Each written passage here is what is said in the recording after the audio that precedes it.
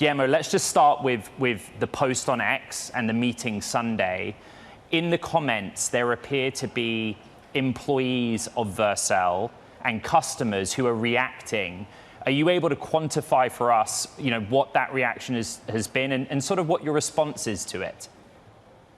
So thanks for having me, of course. And maybe just to get, all of the noise out of the way. And sure. I want to clearly acknowledge that the post did cause quite a bit of pain.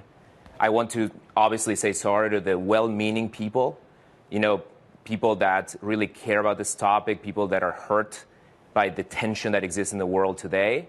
But obviously not sorry to the people that are just spewing hate and anti-Semitism and the people that have come after our team. So to your point, this has been a special time for our team and obviously our customers. It's a very special time for the world. And maybe I'll give you a little bit of context for the meeting itself, right? As Vercel, a leader in developer AI, of course, we, get invited to speak with world leaders about topics relevant to education, cybersecurity, AI. AI will play a huge part of the future, right? And so I always welcome the opportunity to speak with world leaders. Obviously, the reaction to it and the optics matter a lot to us, and we're here for our team, we're here for our customers. There hasn't been material changes to the business. A lot of it is noise. There was an X post with 5 million views from someone that allegedly quit the company. But guess what?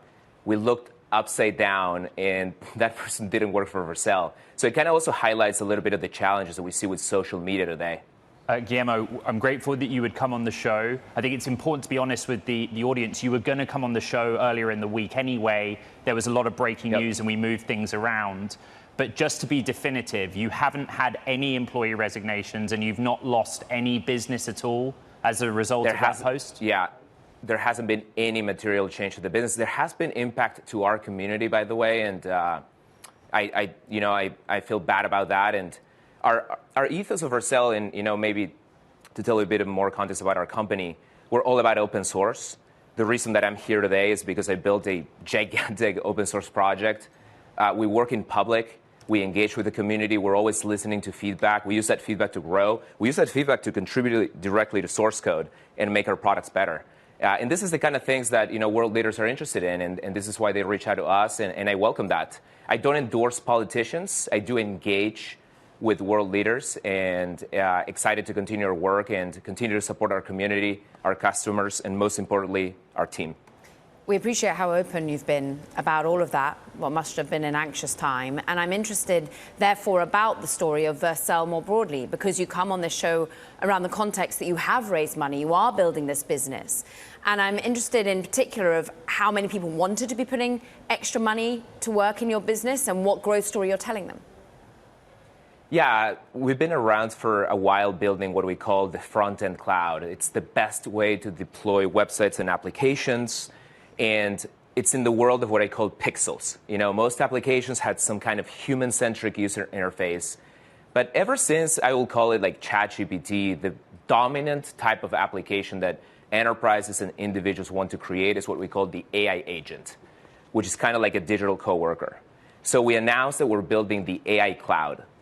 For people listening, this is sort of like the AWS of AI.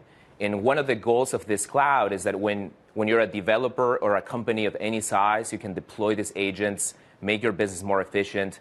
It obviously caught the interest of investors. We weren't planning to raise additional funds. We had just raised.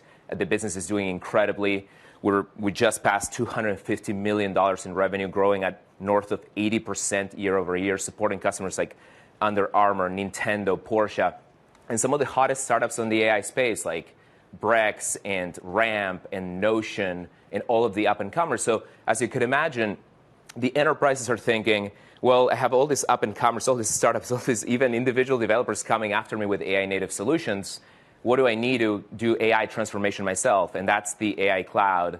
And the Vercel is filling a massive void in the market today.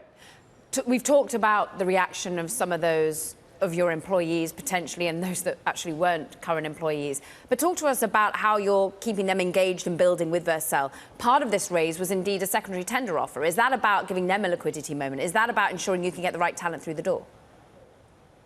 Yeah, I think employees and community have been super engaged behind our mission.